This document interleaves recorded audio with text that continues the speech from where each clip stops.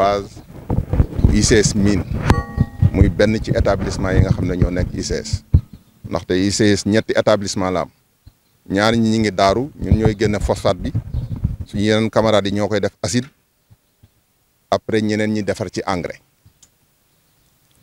donc tey dañu ñëw en tout cas def point de presse pour wax à peu près avec Sénégalais et les autorités sénégalaises et en même temps notre direction et notre conseil d'administration donc ICS dafa toll ci benn phase boo xam ne nii dafa nekk ci entreprise bu stable parce que ñëpp xam ne dañ def tuuti historique successivement 2008 duggoon nañ fi ci benn crise génn ci am ku ñu reprendre ñëw ba 2013 mu dem keneen ñëw jël 2014 kooku jël 2014 nag ba mu ñëwee ba léegi ñoo ngi nekk ci liggéey bi dañuy yegg si ci phase boo xam ne nag li ñu fi liggéey ci doomi xaalis bëri na stable na te ñun fi mu nekk nii suñu payoor yi baaxatul te yéen ñëpp a gis ne àdduna bi lépp a yokk banque mondiale FMI ñëpp wax nañ ci parce que ñaari crise afi d'abord àdduna bi mooy problème mu Covid bi waxoon àdduna bi kenn liggéeyatul ñu ñëwati yokk ci guerru Russie ak Ukraine te ñëpp xam ne Russie ak Ukraine lu tax ñuy peser ci àdduna bi dañoo yor gaz yor pétrole di defar ay engrais yu dul jeex façon engrais bu nekk pour dundal àdduna bi parce que engrais yooyu la ñuy def ci tool yi pour production yi mun a baax àdduna bi mun a dund Sénégal nag mooy dëkk boo xam ne nii dunde wuñu suñu mbir dëkk ci biti la ñuy dunde loolu moo tax biñ ñëwee ba phase bi moom wóor ñu ne suñu entreprise am na équilibre te mi ngi liggéey alal parce que ku déglu fan yële résultat IT yi ci décembre di nga gis ne secteur minier bi ñu liggéey alal ji dul jeex ñun nag ci ñooñu la ñu bokk dañu bëgg nag direction bi dégluñu bu baax toog ak ñun wax ak ñun wax joo xam ne mun nañu jëmale kanam mooy mu yokk suñu payoor yi ba ñu xam ne lii lu sotti la parce que ci mbir mi ñuy wax nii ñoom indien yi ko jënd seen payoor wàññeekuwul ñoo ngi gis résultat année bu nekk te ñoom 63 personnes rek lañ juróom benn fukk ak ñett te seen payoor mi ngi yokk ñun ñu nekk junneeg lu topp te suñu payoor yokkuwul donc loolu daf ñuy dugal ci problème mu li ñuy wax équité waxuñu ñu tolloog ñoom de parce que ñoom dañoo bàyyi seen réew liggéey si ci ab réew mais équité dafa war a am ñu jox ñu moyens yoo xam ne dinañ mën a liggéey normalement toppatoo suñu njaboot toppatoo suñu wàllu dëkk. beneen mbir bi mooy ci suñu li ñu laaj direction bi dafa am problème yoo xam ne problème mu santé la dañ cee war a investir parce que nit ki mënoo koy liggéeyloo te paj ba du mot mënta nekk moo njabootam ak ñu la wàllu dëkkuwaay mi ngi ci biiru liñ ko laaj parce que nit ñi nag dañoo bëgg a nekk ay propriété foncier am seen kër bâtiment mais ñi ngi leen di laaj aussi xaalis boo xam ne dañ cee war a gunge parce que xaalis bi sax mayuñu ko dañ ñu ciy gunge rek gunge boobu la ñu bëgg ñu baral ko ndax nit ñu bëri mun a jot seen payoor mun a dem dabari seen i kër mbirum santé bi wax naa ko sànq kooku mooy protection sociale bi nga xam ne nit moom la gën a soxla muy liggéeykat boo wérul mënoo liggéey te dañoo war a wér en somme daal li ñu bëgg a wax autorité étatique yi nañ ko dégg parce que ñoom ils ont tous les résultats yi ICS di produire te bëri na charge yoo xam ne nii yeneen entreprise minière yi ñi ngi koy def te ICS defu ko état moo ko may donc état ba mu ko koy may dafa bëgg mu mun a toppatoo njabootam waaw nañ ñu toppatoo bu baax a baax a baax wala nag li ci kanam rawula bi beneen mbir bi ñuy wooyee état du Sénégal ñoo gis ñun ay doomu béykat lañ ñii Saalum lañ dëkk ñii Kajoor gii lañ dëkk dañu gis toujours béykat yi Sénat di jooy mbirum engrais te ñu gis ñuy importer engrais di ko dugal ci réew lu tax ICS mënut a defar engrais bu doy ak formule yi ñuy soxla fii pour béy kooku rôle état la moom ci capital bi la bokk na toog ak conseil d'administration Indorama wax leen ñu defal ñu suffisamment d'engrais ñi ngi barki démb lañ génn ci Dakar 2 ñu ne dañuy toppatoo agriculture pour Afrique mën a dundal boppam Afrique du mën a dundal boppam tant que amul ay engrais yu doy parce que suuf si pédologie bi demeetul noonu doole suuf amatu fi donc foo ñuy béy ci àdduna fu nekk dañ ciy def ay engrais te ñun mun nañ ko defar am nañ capacité de production bi li gën a bon sax dañuy toog ci liggéeykat dañuy toog usine bi des fois duñ ko dawal ndax boo waxee ñu ne la amuñu commande te état du Sénégal nekk fi béykat yi di jooy engrais paradoxe la paradoxe boobu Aly Ngouille Ndiaye lañ ci woo moom mi ministre de l' agriculture na ko lever foo tollu agriculteur yaa ngi jooy ak engrais na régler loolu. production bi ci ñaata la toll. production engrais 187 000 tonnes. 4 mois de mars 87 000 tonnes. te ba léegi ñi ngi importer engrais di ko dugal ci réew mi kooku baaxul ci économie réew mi gouvernement bi foofu tamit dañ leen ciy woo ay syndicalistes lañ il faut ñu wax ci loolu parce que tamit tout ce qui est politique joue sur l'économie et joue sur la population. dënku nañ ko ci plateforme sax lañ ko wax li nga xam ne xam nga mémorandum sax boo koy def daanaka da ngay bind pour wax ñeneen ñi lan la xew ak yooyu loolu tamit am na mais plateforme moom dañ ko bind point par point jox ko direction bi wan ko ne lii lañ ci soxla ñoom liñ ñu tontu nag wax dëgg yàlla jarul sax ñu di ko wax fii parce que rafetlu wuñ ko nee nañ ko daal loolu du base de négociation bu ñu indiwaatee beneen proposition boo xam ne nii on peut l'apprécier décente loo xam ne nit mun na ci teg loxo ñu commencé négocier. waaw mun naa la ko jox parce que c'est connu de tous ah ITIE jigéen na ko 344 milliards et quelques la 600 millions quelques tonnes waaw d'engrais annuel waaw donc non dañ dem ci yeneen mbir rek ñun moom ay syndicalistes lañ suñu plan d'action dañ koy dérouler rek ñun xam nañ ko suñu biir li ñuy def nii tey ñu bëri nii suñu gannaaw sax xamuñu woon ne dañ ko def tey. Je me présente donc Cheikh Ahmed Tidiane Diène, je suis le secrétaire général du collège des délégués du site ACID des industries chimiques du Sénégal et en même temps secrétaire général adjoint du syndicat national Syntix. Donc aujourd'hui nous sommes venus faire un point de presse pour parler un peu de la situation de notre entreprise. Donc comme l'a dit mon ami Ousmane, vous savez qu'ICS a traversé plusieurs crises et nous rendons donc grâce à Dieu aujourd'hui.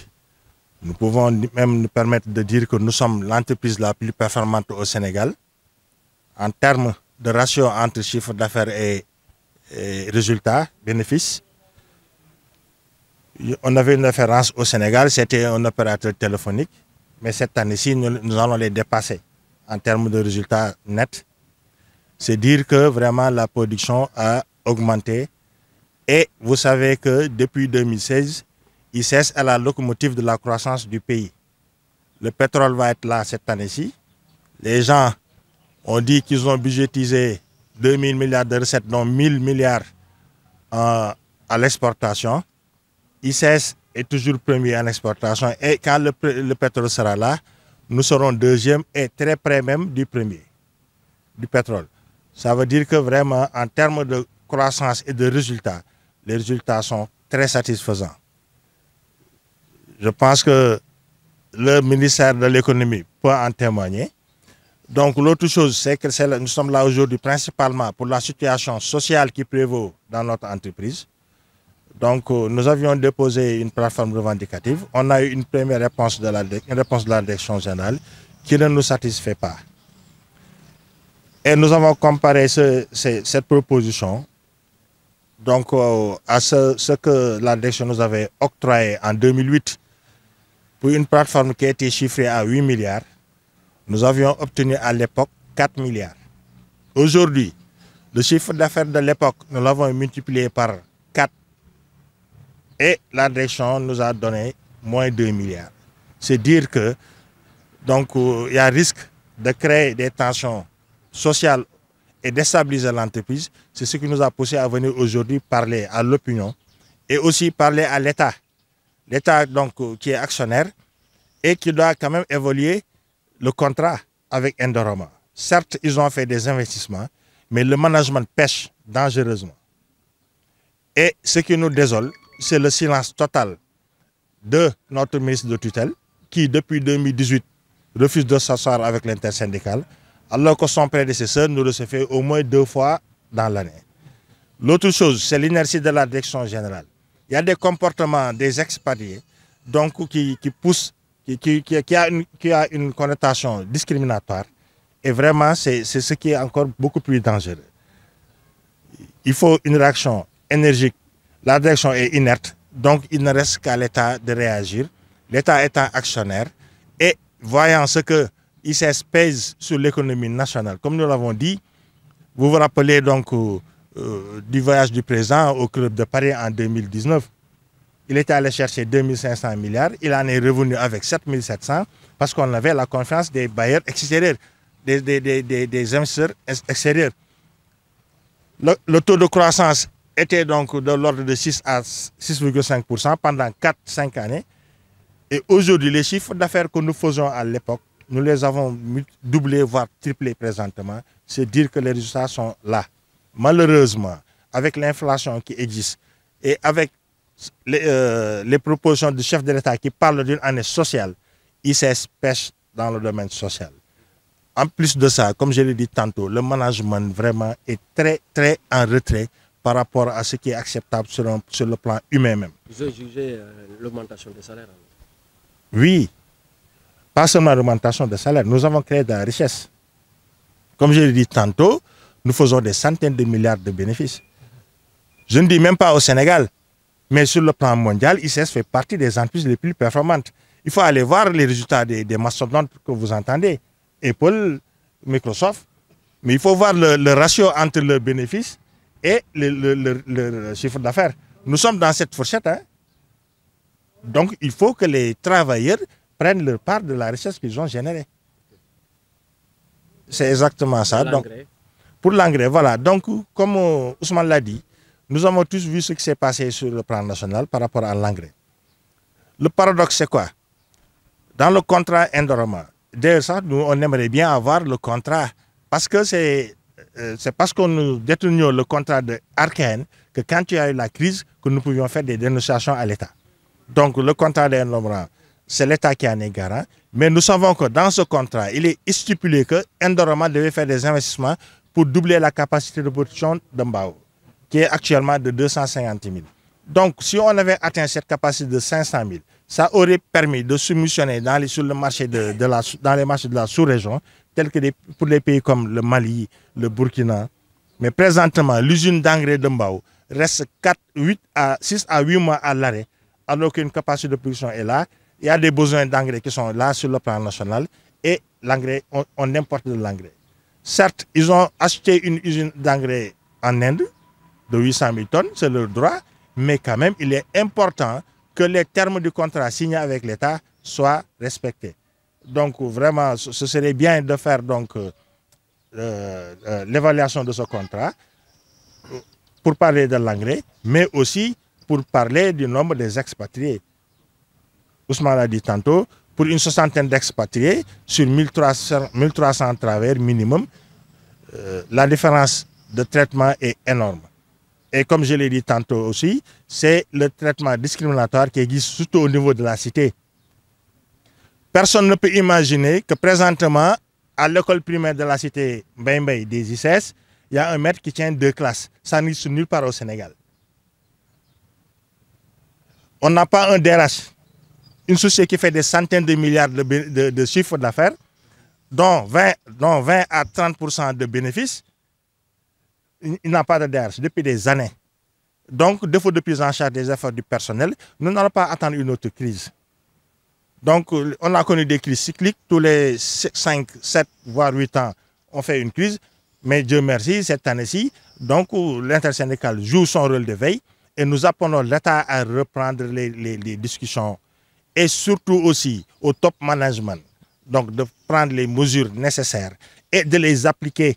Nous ne sommes pas là pour des promesses ou bien des déclarations d'intention. Nous ne faisons pas de déclarations d'intention.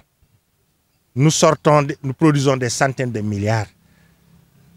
Dans le PCE, je pense que le chef de l'État avait budgétisé 3 millions de tonnes. Nous avons fait 560 000 tonnes en moyenne sur les 4 dernières années. Donc nous sommes très loin du plan du PCE. Et nous sommes deuxième derrière l'engrais. Ça veut dire que si la filière phosphatière est bien développée, nous allons même passer devant le pétrole. C'est une possibilité. Il suffit que les investissements nécessaires soient faits, le pétrole sera deuxième. Avec tout ce qu'on attend du pétrole, le phosphate peut peser en premier sur l'économie nationale. Et depuis 2016, comme je l'ai dit tantôt, la croissance du pays est tirée par les ICS.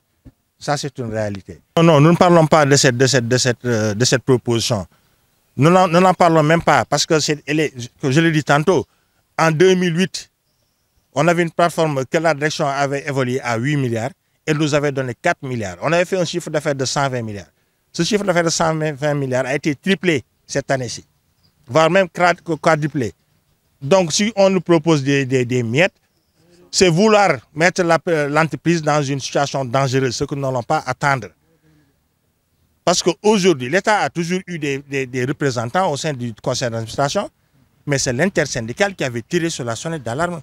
Et c'est l'intersyndical qui continue à jouer son rôle de veille. Vous voulez des actes concrets?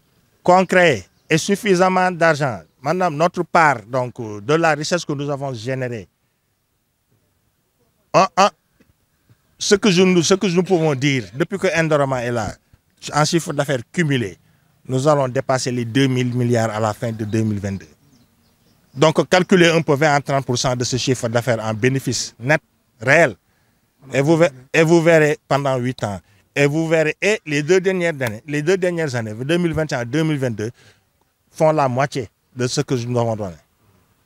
Donc, vous calculez un peu entre 20 et 30% ce que ça donne en bénéfice, alors que les travailleurs attendent depuis 2016 ou 2018.